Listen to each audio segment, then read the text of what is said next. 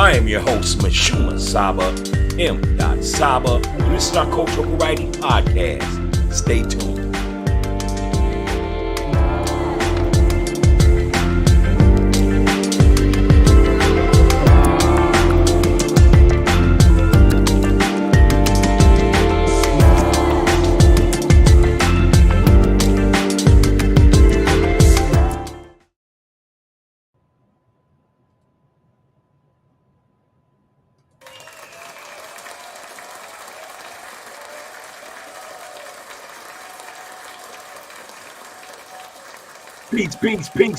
Peace. And welcome to Coffee Talk Podcast, the Cultural Variety Podcast show. And this is our Wednesday night sports edition. That's right, our Wednesday night sports edition. And I am your host, Mashuma Saba, M. Saba. And this is our Cultural Variety Podcast show. We are doing this evening. Peace, y'all. Greetings. Well, it is January 18th, and we're already in the middle of the month. Can you believe it? Yeah, we're going into February. And you always can tell when it's February because everywhere you go, you start to see Valentine's Day stuff. And I always tell people, man, I'm not really big into holidays as much because each holiday is in one of the 4 quarters of the year, and it generates a lot of money to the economy. And Valentine's Day is like one of the second biggest holidays, or third actually, behind Christmas and Easter, where a lot of consumers spend a lot of money versus using that money probably for good things. Man, we need to stop falling for things like that because we love our people every day, right? That's just my spiel. I just love that. But welcome to the show, Coffee Talk Podcast. And yes, this is our Wednesday night sports edition. I like to say we're not your typical Wednesday night sports show. We don't really care about who won or lost a game. We actually like to give you the different intricacies that go on behind the scenes of sports. And so that's what we do. That's the flavor we do here on Wednesdays. So as you can see, I am coming from the Detroit Lions Ford Field Stadium. And tonight, that is our topic. We're going to definitely talk about the Detroit Lions, the city of Detroit. And then I'm going to hit you off with a nice, smooth poem that I forgot to do on Martin Luther King Day. So I felt like, look, let me go ahead and give our viewers that poem by W.C. Handy, a composer and a poet. I think you'll really like it. So definitely stay tuned to that. But, before we get started, I'd like to ask you, how are you doing today? What's your day like? I heard about a little situation in my city outside of a recreation center, and, I'm sending a lot of positive energy that way for whatever happened. I haven't heard the full details of the story, but I'm definitely sending out positive vibes to the children and the families. Make sure that your children are safe, So let's go ahead and get into the show. Y'all know how it is on Wednesday night. We never start the show without giving you its flavor. We also never start the show without providing the wise words of the evening. So let's go ahead and jump right into it, shall we? All right. And just give me a second. There it is. It's right in front of me while I'm steady looking here. All right. Today's flavor. Being that it's Wednesday, a lot of y'all call it Wine Wednesday. A lot of y'all call it Hump Day. But, speaking that it's Wine Wednesday, and I like to have me a wine cooler. Can't show you who it's by. I don't got endorsement rights yet. But I'm sipping on a nice wine cooler. So tonight's flavor is a nice wine cooler. Wherever you are, you could be sipping on some water, some wine, a beer, some water, a smoothie, a cappuccino, whatever you do. But come on in, kick your feet up, and enjoy this Coffee Talk Podcast here in our humble home here. But all right, listen, tonight's flavor for me is that wine cooler. Why? Because it's 9% alcohol. It's not too much. It's not a watered down drink. Gives you a nice little smooth buzz, and that's what I like. Also, it's a mixture of vodka, tequila, and rum, and what else we got here, and a little bit of gin, just a splash, and it's great for entertainment pleasure, midnight podcasting, or a nice movie on a Wednesday night like tonight. So tonight's flavor is wine coolers for me. What y'all drinking on? Go ahead and leave it in the comment. Let us know what you drinking on tonight. What's the flavor? All right. Also, the wise word for tonight. The wise word is from civil rights activist,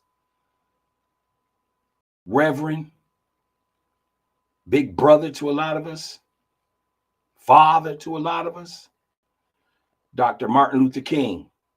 And his wise words is this: the time is always right to do what is right. I'm going to say that again. The time is always right to do what is right. Those are the wise words here at Coffee Talk Podcast by no other than Dr. Martin Luther King Jr. All right. So that's our wise word for tonight. And that's our flavor. I'm going to go ahead and give you all a 30-second commercial break. And then we're going to get right into the show as soon as I come back. Definitely. So stay tuned. Check us out. Give us about 30 seconds. And we'll be right there. All right.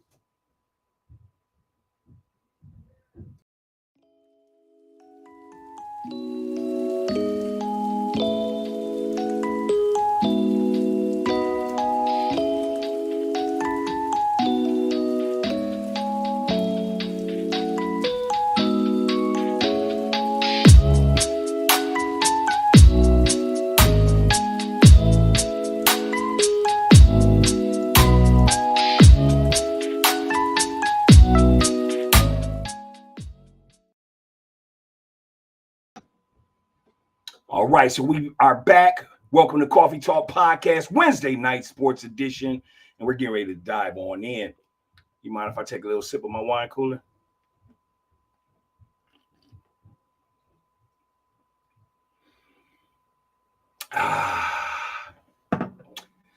Woo! Excuse me, I had to run and open the door. So, excuse my breathing right now. All right. So tonight we're talking about the Detroit Lions football team. And one of the things that brought this topic on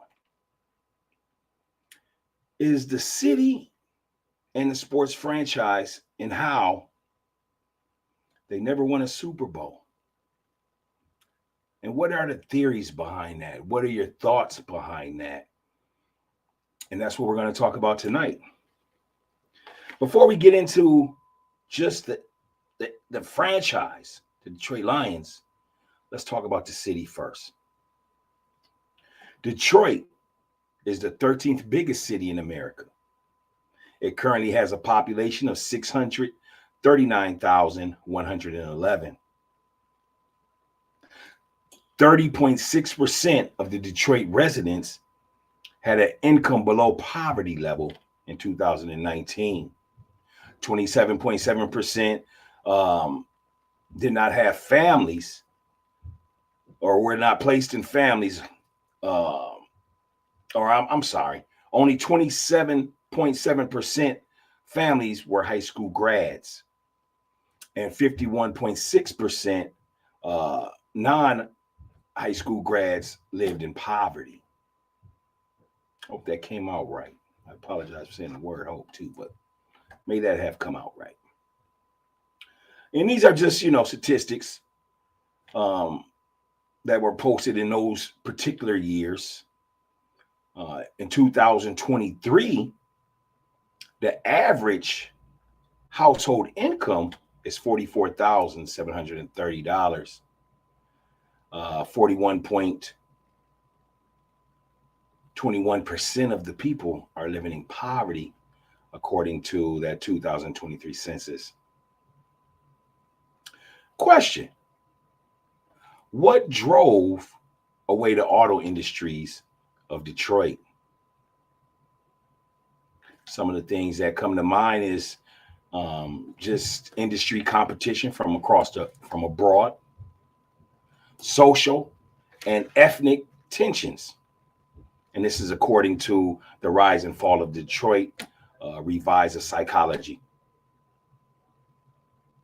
Detroit, the city of Detroit, is one of the largest cities ever to file bankruptcy.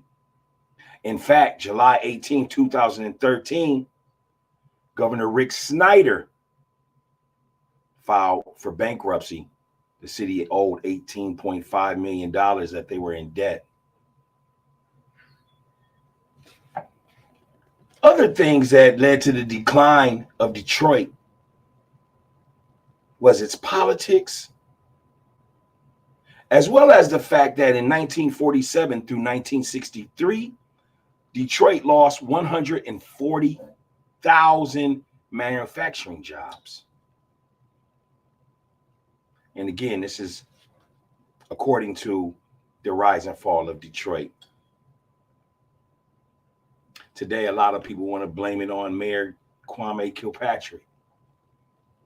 But here at Coffee Talk Podcast, we support that brother. And know that people want to use him as a scapegoat. What about Governor Rick Snyder? Currently, the city of Detroit has bad water, just like other cities throughout the nation. But particularly in Detroit, it's been bad water since 2014. An American city with that type of water, and there's nothing done about it. Yet we can give a lot of millions and millions of dollars to other countries, particularly countries that are at war. What is your thoughts on the city of Detroit? And I'm going to give you one more. Let's try to correlate this with their franchise in football. Why do I say that? Because the Detroit Lions is an NFL franchise that has been in the league since 1934. And just give me one moment, because I want to get all my information out that I have written for my script.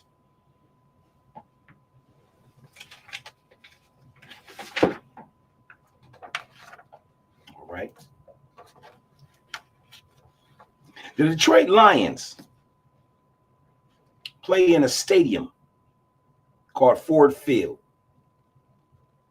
During football, it can seat 70,000 to capacity. Their former stadium was called the Pontiac Silverdome, where a lot of magic happened for a lot of great running backs.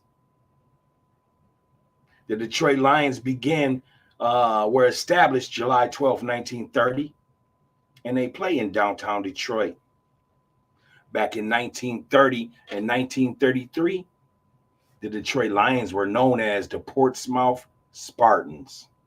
That's right, the Portsmouth Spartans. So if you could find you a nice Portsmouth Spartans sweater, you know, they'll be knowing that you rocking at the original Detroit Lions.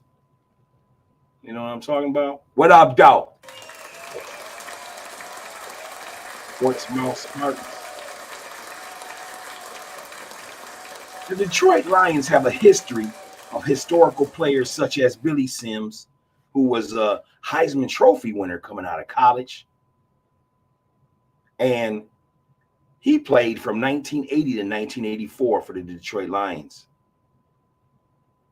They also had historical players such as Barry Sanders, some considered the greatest running back in NFL history.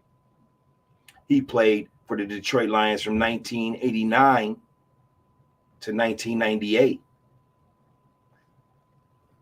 Then you have Megatron, Calvin Johnson, a.k.a. Megatron, wide receiver.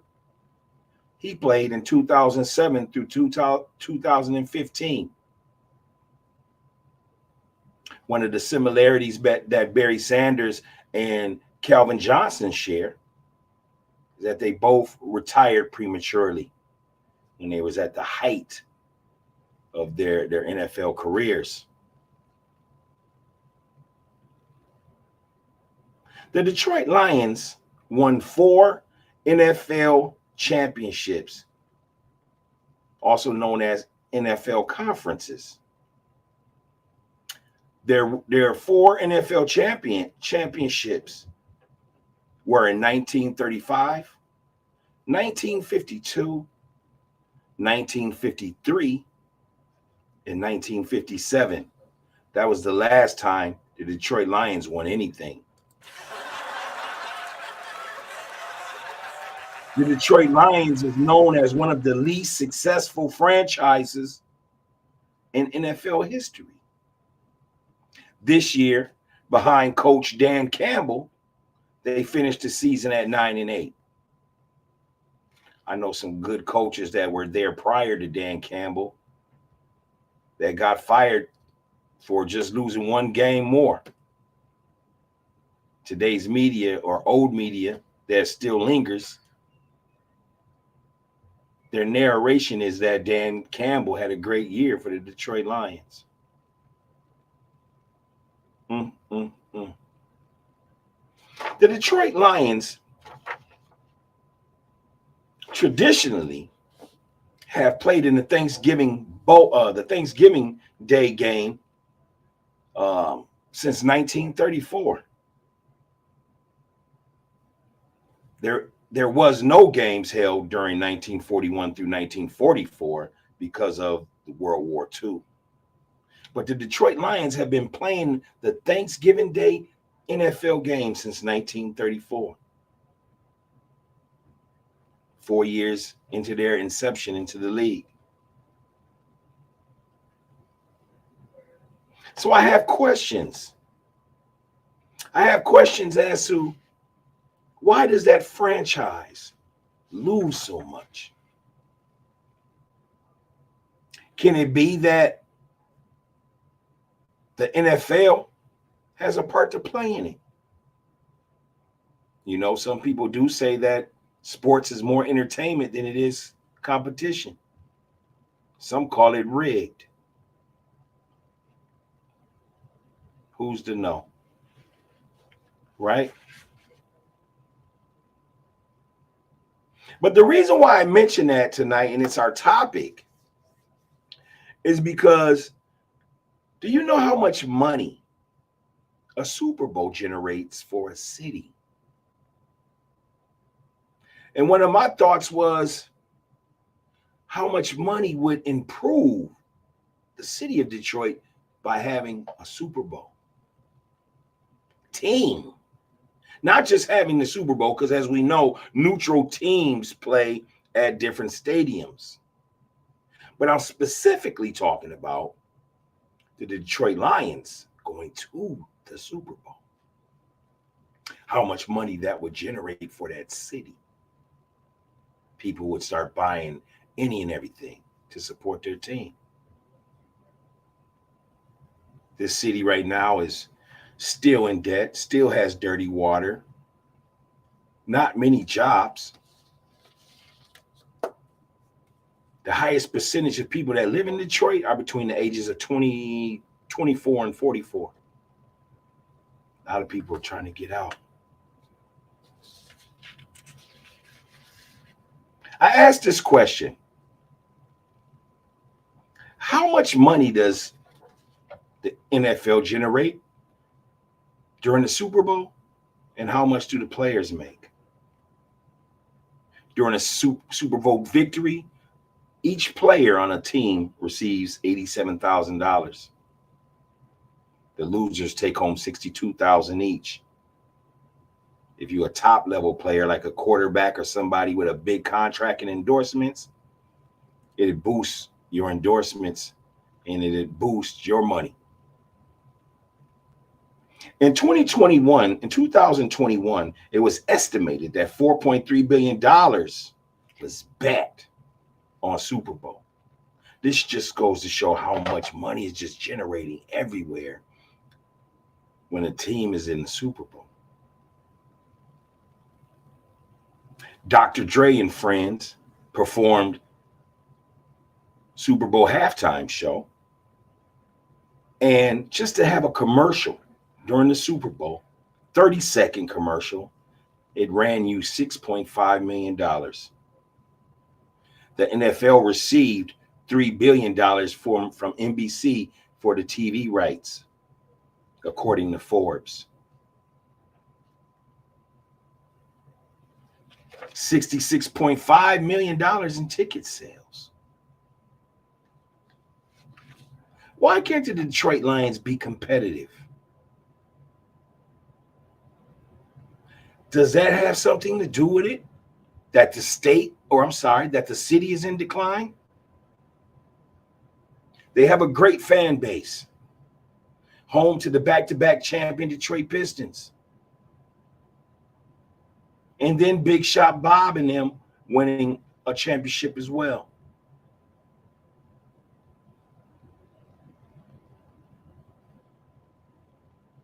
They have great history in boxing.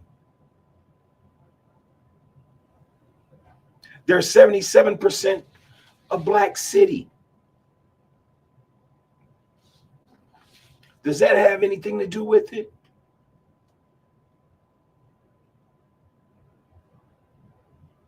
They could use the money.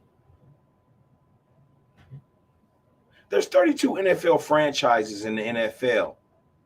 And I didn't do my research on it, but I want to say there's probably less than 5 teams that have not went to the Super Bowl. Detroit being one of them. So I wonder what's going on with the Detroit Lions. It's like a cemetery of sorts. It's like if you are a top name, top level pro player, like Groff, their quarterback, was you sent there as punishment? What did the Rams get in the trade? Top level players go there to suffer for years until they get a chance to win on a different franchise, or they end out their career. Players such as Barry Sanders and Calvin Johnson played over 7-8 years for the Detroit Lions. And then in the peak of their careers, they decided to retire instead of just being the doormat of the league, of the franchises. Calvin Johnson would have got a ring somewhere. He was the top receiver when he left the game. Barry Sanders could have got a ring somewhere. He was elusive. He was the top running back for years. Second leader in yardage before Emmitt Smith passed him up and became the all-time leader in yardage. Can it be the city's influences, negative influences, lack of industry, commercial industry, be factored in to a ploy to not be a winning franchise? I'm not saying this is what happens. It's just some thoughts. Could that be? It's just a question. Tell me what your thoughts are, people that are watching the show tonight. Tell me why the Detroit Lions don't win. This year, they finished second in their conference, the NFC Central Conference, again, with a record of 9-8. Is it progress? They've been 8-7 before. 9-8, 8-9. Whatever. Is it progress? What's your thoughts?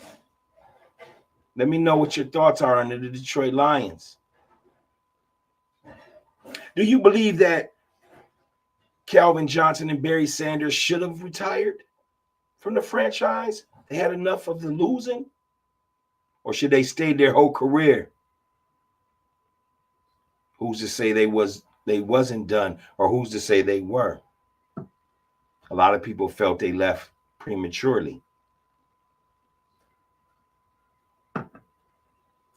The Detroit Lions Super Bowl is the Thanksgiving Day game, which they've been playing since 1934. Is that the way to suffice and pacify the city as well as the franchise? By giving them the Turkey Bowl? But they're never competing in the playoffs. Do athletes go there to end their careers? I know the city of Detroit is tough. Shout out to Detroit. So why is such of the failures of the NFL franchise? Go ahead and leave a comment. Hit the share button tonight. Let us know what your thoughts are on the Detroit Lions. Are you a Detroit Lions fan? How long have you been a fan? Is there any hope that they'll ever even get to the second round of the playoffs?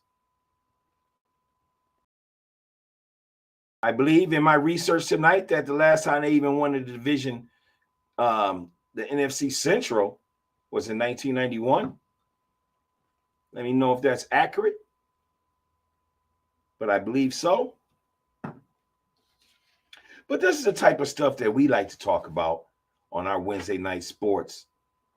We like to talk about the different intricacies that go on behind the W's and the L's, wins and losses. This is our first segment of tonight's show here at Coffee Talk Podcast. We're going to take a 30-second commercial break. And when I get back, we're going to make up for that poem that I missed out on Martin Luther King Day. If you want to check out that episode from Saturday, go back in our archives and check that out. You also can go into our archives on YouTube and find our past episode and check that out. It's our Martin Luther King Day episode that we had this past Saturday. Also, like I said, I'm going to hit you with the 30-second commercial break.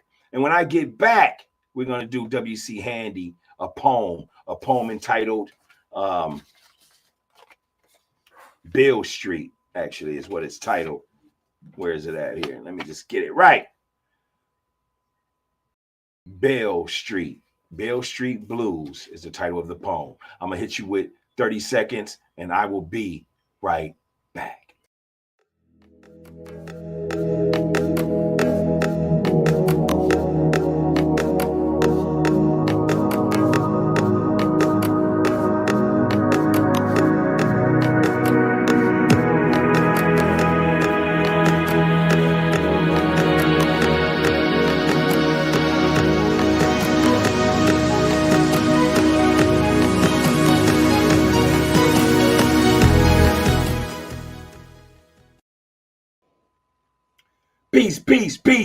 Peace. And welcome to Coffee Talk Podcast, the Wednesday night sports edition. And I am your host, Mashuma Saba, M.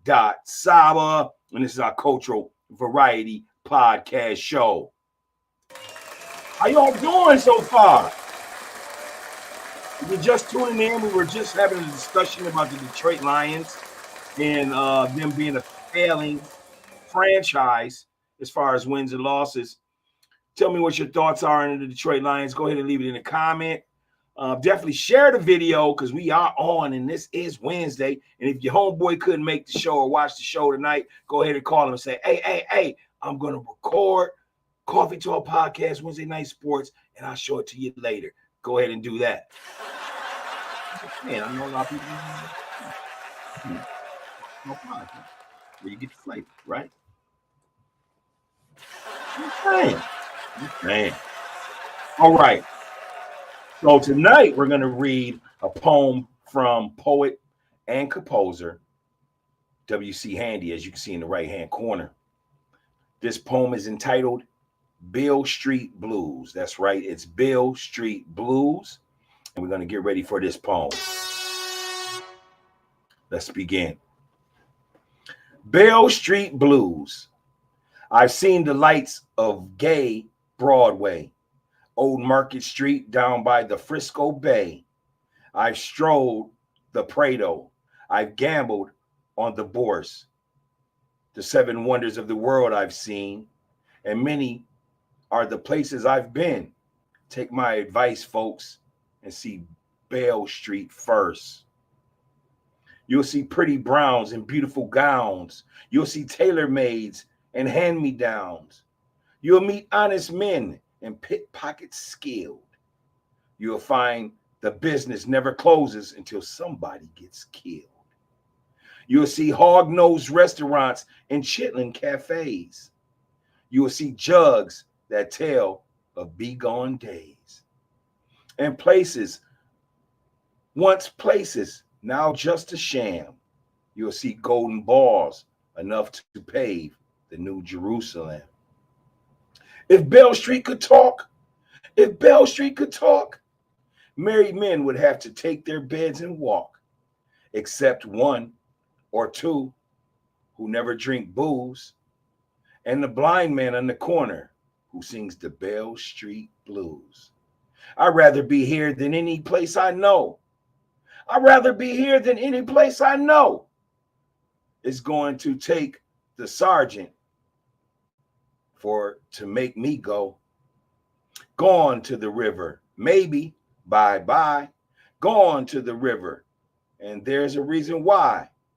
Because the river's wet and Beale Street's done gone dry. This is W.C. Handy. This poem was written back in 1916, titled The Beale Street Blues.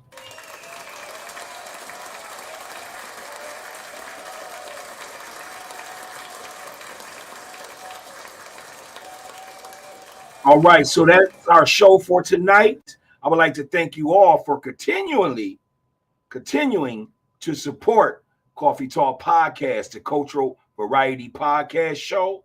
And remember, we are a cultural variety podcast show that appears 3 nights a week: Sunday, Monday, alternate nights, Wednesdays, and then Friday, Saturday, alternate nights. Check us out this weekend for Coffee Talk Podcast, Grown Folks Social Hour. And other than that, I'm going to hit you with the universal peace sign, and I'll say thank you for continuing to watch us grow, man, and continue to support the show. We out of here. Peace.